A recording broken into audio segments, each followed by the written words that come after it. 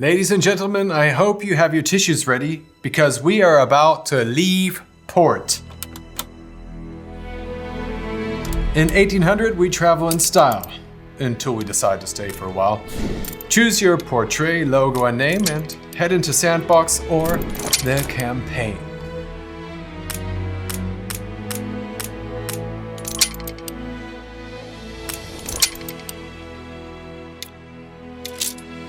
Your very first island. There will always be a trading post so people can find us.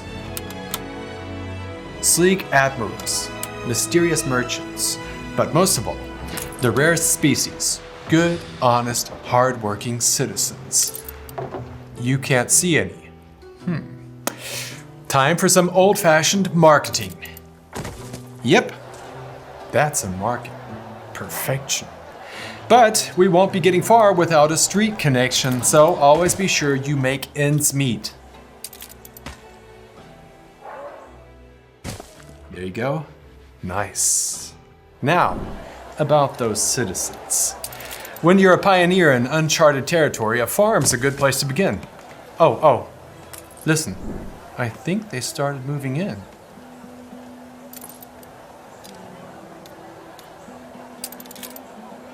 Knock, knock. Who's there? Taxes.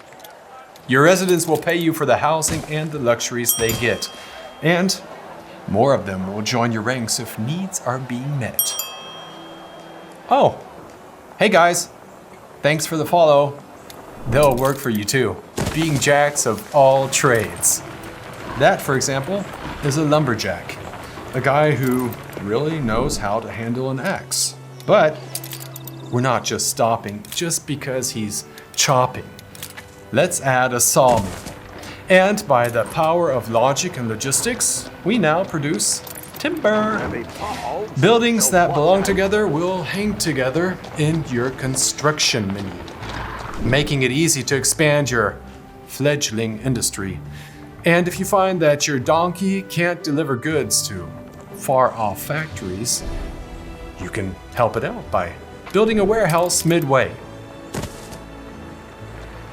And it can fit so many building materials, you're not going to believe it.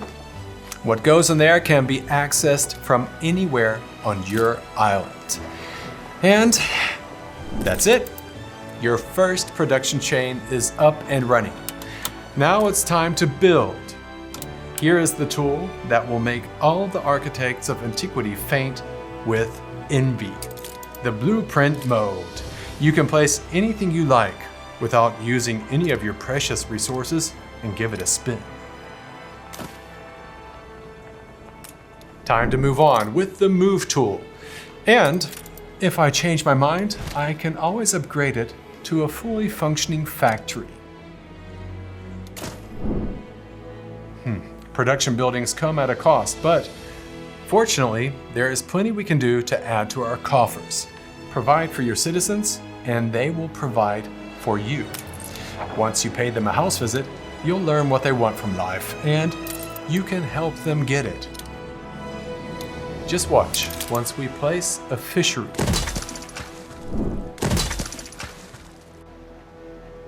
You can see that green bar fill up just like mine does when I get my morning coffee. Every need you fulfill has a positive effect, one of which is you getting money back. And good news tends to get around. You'll soon have more people living in your town, which is really for the best. We can use those extra hands to produce more of what we need to let this settlement expand. Let's get you guys to the next level. With every tier you reach, you'll gain more revenue, more production chains, more fancy buildings to adorn your city. There's engineers, the metal mines, and investors. But no matter who you're housing, here's a truth to keep in mind. It takes all kinds to make a world. Don't forget your farmers, or they might forget to feed you. Public services allow your citizens to relax or watch you play, and they will pay perhaps a little extra for those things that are the zest of life. Community, variety, and a little luxury. Once in a while, you'll receive a special request. I've got you, number one. Laters, gators. Anytime you help out, your heroism will be rewarded with special gifts or clinking coin. Yet, all these shiny things our city needs don't come from the void, but are part of beautiful, intricate production chains. There's almost no limit to what you can do. It's the golden age of opportunists where traders ferry priceless treasures across the seven seas and pirates will attempt to redistribute them locally.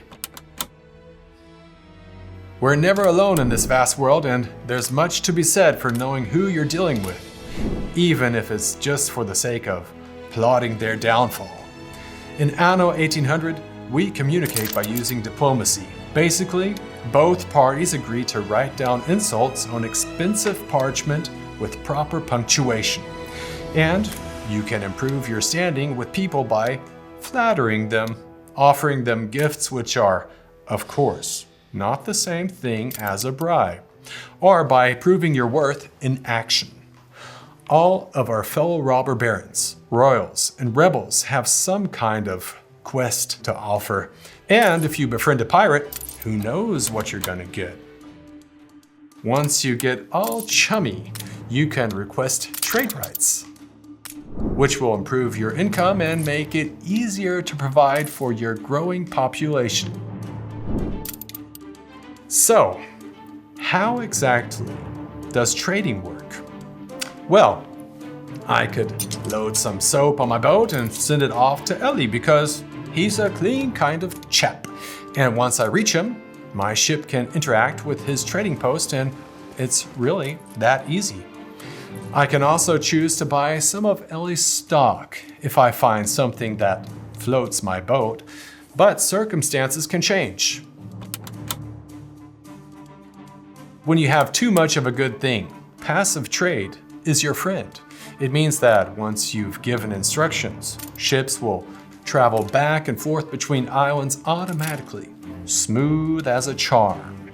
In the trade route menu, you can decide where your ship should go, what they're taking on board, and what they're selling at port.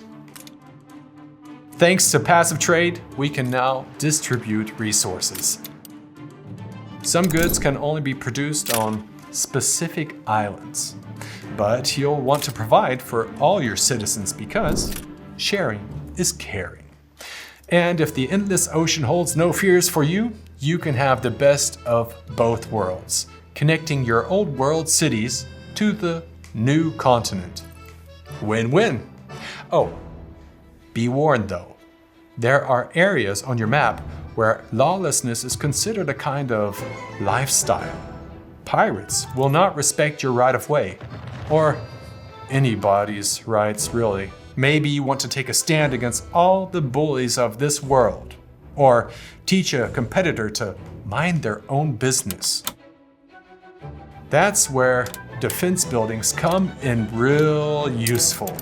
Just sit back and let your cannons do the talking for you. And if that's not good, you can always add emphasis to your message by taking to sea. Here, these beauties have specific firing patterns, shooting sideways or from the front, and will perform better in naval battles when you've got them facing the right way.